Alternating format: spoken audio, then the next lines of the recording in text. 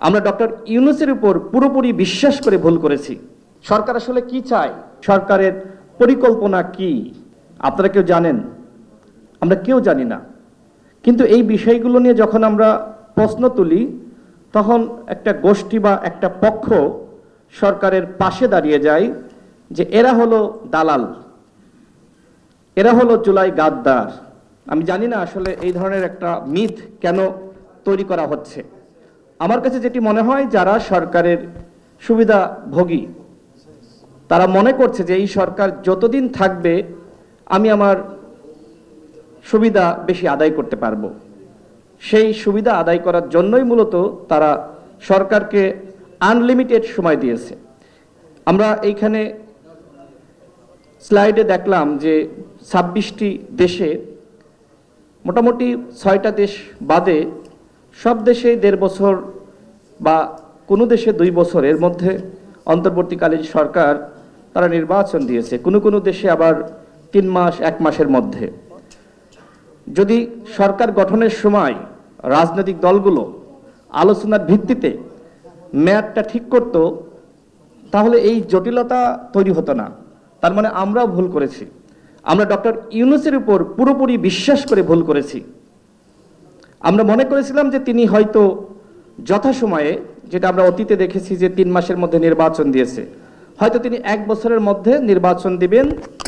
এর মাঝখানে যতটুকু সংস্কার ঐক্যমতের ভিত্তিতে হয় এবং বিচারের একটি সঠিক পথ তিনি জাতিকে দেখাবেন, কিন্তু এখনো পর্যন্ত দেখাতে পারেননি।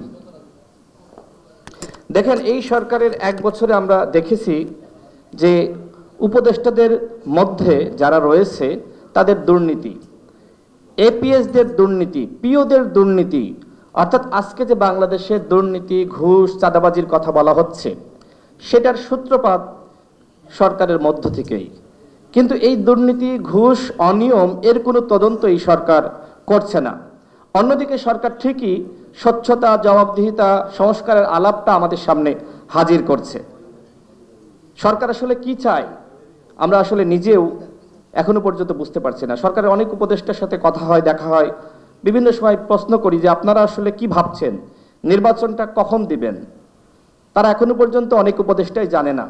তার মানে এইখানে দেবপ্রিয় ভট্টাচার্য যেটি বলেছেন যে সরকারের ভিতরে আর একটা সরকার, অর্থাৎ ডক্টর মোহাম্মদ ইউনূস সিদ্ধান্ত নিতে পারছেন না, সরকারের মধ্যে বা ভিতরে বা উপরে আরেকটা সরকার রয়েছে, যখন ওহী নাজিল হবে তখন নির্বাচন দিবে। এই মুহূর্তে সবথেকে বড় একটি সংকটের দিকে আমরা যাচ্ছি, সেটি হলো জুলাই সনদে রাজনৈতিক দলগুলো সবাই স্বাক্ষর করবে কি করবে না। বড় একটি সংকট। এখানে যারা আছেন আমি জানি না আপনারা কতটুকু অনুধাবন করতে পারছেন। ইতিমধ্যে অনেকে হুমকি দিয়েছে যে আমাদের দাবিগুলো বাস্তবায়িত না হলে আমরা জুলাই সনদে স্বাক্ষর করব না। এক ধরনের হুমকি, সরকারের উপর চাপ।